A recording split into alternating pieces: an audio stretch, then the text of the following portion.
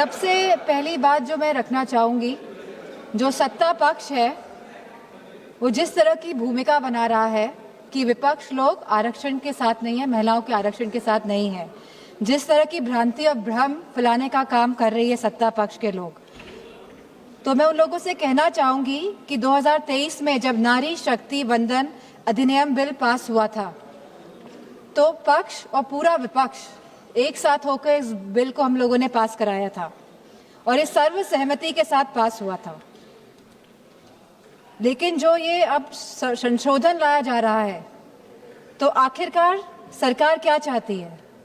क्या सरकार वाकई में महिलाओं का सशक्तिकरण चाहती है या इस विधेयक को लाकर, इस संशोधन को लाकर वो खुद के सशक्तिकरण के तरफ काम कर रही है? जब 2023 में विधेयक आया था तब स्पष्ट रूप से लिखा गया था कि जनगणना होगी और समाजवादी पार्टी का ये पक्ष था कि जातिगत जनगणना हो। और कल होम मिनिस्टर साहब ने भी ये बात कही है कि जनगणना कराएंगे, अभी वो घरों की गिनती कर रहे हैं, पिछले 3 सालों में खाली वो घरों की गिनती कर पाए हैं। तो जनगणना होगी, जातिगत जनगणना होगी, उसके बाद परिसीमन होगा और आरक्षण लागू होगा। तो सभी लोग इस बात से सहमत थे। लेकिन 2024 में जब भारतीय जनता पार्टी की सरकार आई और पूर्ण बहुमत की सरकार नहीं पा पाई, सहयोगों के साथ लाई गई ये सरकार, जब ये सरकार आई तो 2024 में ही आपने जनगणना क्यों नहीं शुरू कराई? हमारा सवाल ये है। आपने लगभग 2.5 साल निकाल दिए, आपने जनगणना नहीं कराई, क्योंकि अगर जनगणना हो जाती तो आज हम परिसीमन की स्टेज में होते और आरक्षण 2029 तक लागू हो जाता। लेकिन आपकी मंशा ही नहीं थी कि 2029 पे महिलाएं आए और इस सदन में बैठे। अब अचानक ये जल्दबाजी क्यों दिखा रही है? 2026 में जहां अप्रैल का महीना चल रहा है तो लगातार जल्दबाजी क्यों दिखा रही है? सवाल इस बात पे भी होना चाहिए। तो ये सरकार जल्दबाजी, जो हम समाजवादी पार्टी का मानना है, वह इसीलिए दिखा रही है क्योंकि ये जो डिलिमिटेशन है, जो ये पूरी एक्सरसाइज है, ये सरकार एक हथियार के रूप में प्रयोग करना चाहती है खुद को सशक्त करने के लिए। हमने देखा कि कल गोगो हमारे सांसद कांग्रेस के, उन्होंने कहा कि किस तरह आसाम में डिलिमिटेशन कमीशन का प्रयोग ना होकर किस तरह वहां पे चुनाव आयोग जाके परिसीमन कर रहा है और जिस तरह से पूरी प्रक्रिया को अंजाम दिया और जो सेंसस यूज हुए उसमें वो 2011 के इस्तेमाल हुए। तो कहीं ना कहीं ये बहुत बड़ा प्रश्न चिन्ह उठाता है सरकार पे कि सरकार आखिरकार संविधान में संशोधन क्यों ला रही है, ये संविधान को क्यों बदलना चाहती है, ये क्यों चाहती है कि हमारा संविधान कमजोर हो और सरकार हमेशा सत्ता में बनी रहे। हमारे संस्थापक आदरणीय श्रद्धेय नेताजी ने जब उत्तर प्रदेश में पहली बार महिला आरक्षण लागू किया पंचायती राज में, तब जहां SC/ST महिलाओं को आरक्षण मिला, वही हमारी OBC महिलाओं को भी आरक्षण मिला और हमारी जनरल कैटेगरी की महिलाओं को भी आरक्षण मिला। अब समाजवादी पार्टी चाहती है कि इस आरक्षण में हमारी अल्पसंख्यक महिलाओं को भी आरक्षण मिले।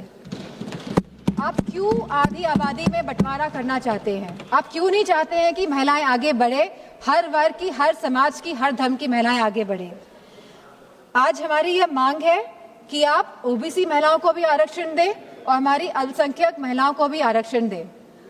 अल्पसंख्यक महिलाओं से तो किसी तरह का द्वेष, किसी तरह की चिढ़ है सामने बैठे हुए लोगों को, लेकिन मुझे पूरा भरोसा है कि जो हमारे यूपी के सांसद हैं भारतीय जनता पार्टी के, वो OBC महिलाओं के लिए मना नहीं करेंगे।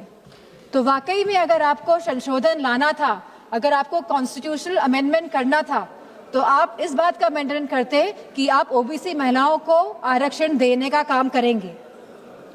आज जब आप अल्पमत में दिखाई दे रहे हैं, क्योंकि आप जानते हैं कि आपका जो वोट है वो खिसकता जा रहा है कहीं ना कहीं, तो आप इस तरह का भ्रम फैलाने के लिए ये संशोधन बिल लेकर आए हैं, क्योंकि आपका केवल एक ही लक्ष्य है कि जो डेटा, जो कास्ट सेंसस का डेटा, जो जातिगत जनगणना का जो डेटा आएगा, जिससे सबकी भागीदारी सुनिश्चित होगी, निश्चित होगी।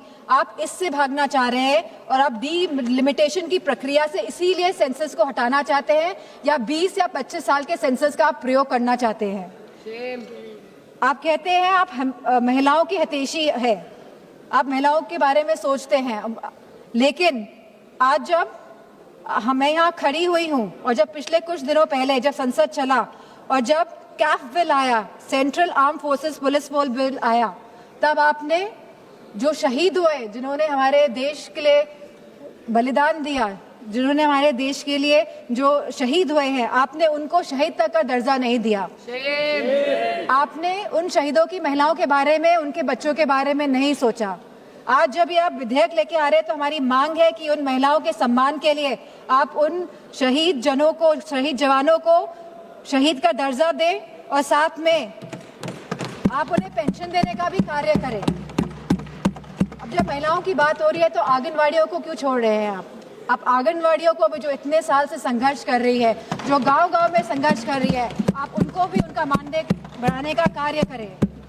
जहां आप सब वाकई में चाहते हैं अगर महिलाएं सशक्त बने तो आप उनकी शिक्षा में ध्यान दीजिए। अध्यक्ष महोदय, यूपी में तो गांव-गांव में स्कूल बंद किए जा रहे हैं, प्राइमरी स्कूल्स को बंद किया जा रहा है बिना कुछ सोचे, बिना कुछ समझे। और स्वास्थ्य के जो हालात हैं और जो पोषण की जो व्यवस्था है उत्तर प्रदेश में, मैं समझती हूँ पूरी तरह से उत्तर प्रदेश की व्यवस्था ध्वस्त है। और सुरक्षा और महिलाओं के सम्मान की तो बात क्या ही करी जाए।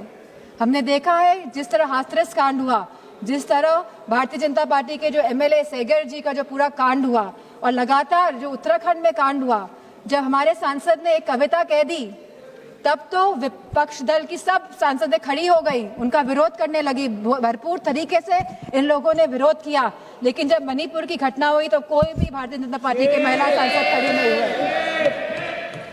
जब उत्तराखंड में 19 साल की लड़की को मार दिया गया, अंकिता भंडारी को, तब भारतीय जनता पार्टी की कोई भी महिला सांसद खड़ी नहीं हुई। पुरुषों से तो हमें उपेक्षा नहीं है, लेकिन कम से कम महिलाओं से तो हम ये उम्मीद करते हैं कि वो एटलीस्ट महिलाओं के लिए तो खड़ी हों।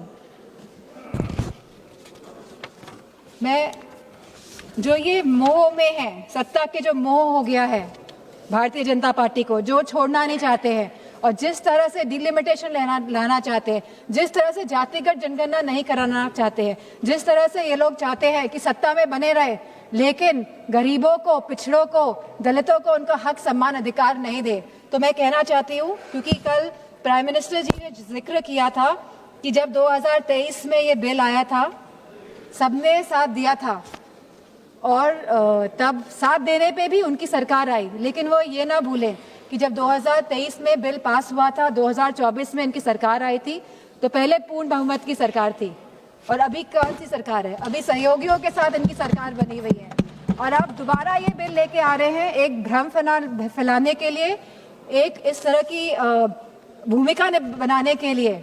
लेकिन अब जब 2029 में जब चुनाव दोबारा आएंगे तो मेरा पूरा मानना है कि भारतीय जनता पार्टी की सरकार जाने वाली है। और गारंटी की बात की जा रही थी कल, गारंटी, ये तो समय बताएगा। ये तो गारंटी की बात कर रहे थे। बताइए, आपने गारंटी नहीं दी थी कि आप आय दुगनी करेंगे हमारे किसान भाइयों की? क्या आपने गारंटी नहीं दी थी आप वन पेंशन लेकर आएंगे हमारे नौजवानों के लिए जो शहीद होते हैं? क्या आपने गारंटी नहीं दी थी कि आप 2 करोड़ लोगों को नौकरी देंगे? क्या आपने गारंटी नहीं दी थी कि आप मुफ्त सिलेंडर देंगे? क्या आप यूपी में गारंटी देके नहीं आए थे कि होली और दिवाली में आप महिलाओं को मुफ्त सिलेंडर देने का कार्य करेंगे? क्या वहाँ के आवारा पशुओं को आप, उनकी जो समस्या है उसको सुलझाने का काम करेंगे? आपने नोटबंदी में भी गारंटी दी थी कि आप आतंकवाद को खत्म करेंगे। आप सबसे ज्यादा घटनाएं आतंकवाद की अगर हुई हैं तो भारतीय जनता पार्टी की सरकार के समय हुई है, चाहे वो पुलवामा हो, चाहे वो पहलगाम की घटना हो, चाहे वो नक्सलवादियों की घटनाएं हो। सबसे ज्यादा अगर हमारे जवान शहीद हुए हैं तो भारतीय जनता पार्टी के समय में शहीद हुए हैं। नक्सलवाद खत्म हुआ, लेकिन अब शहीदों को शहीद का दर्जा नहीं देंगे, पेंशन नहीं देंगे आप।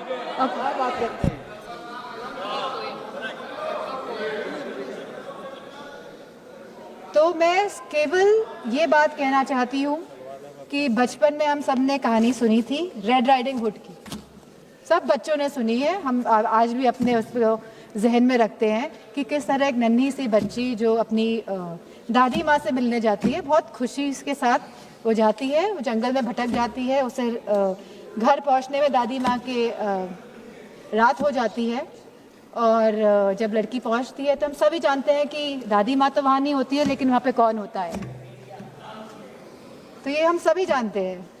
तो ये जो सरकार है, ये डिलिमिटेशन का जो मुखौटा, जो ये आरक्षण का, महिला आरक्षण का जो मुखौटा पहने हुए है कि हम महिलाओं को आरक्षण देने का कार्य करें, लेकिन वाकई में ये डिलिमिटेशन के प्रयोग से अपने आप को सशक्त करने की बात कर रहे हैं। ये चाहते हैं कि सत्ता में बने रहें, ये नहीं चाहते कि जातिगत गणना हो, ये नहीं चाहते कि हमारी दलित, ओबीसी माताओं बहनों को, हमारी अल्पसंख्यक बहनों को आरक्षण मिले, वो आगे बढ़े। इन्हीं शब्दों के साथ मैं अपनी बात को समाप्त करती हूँ।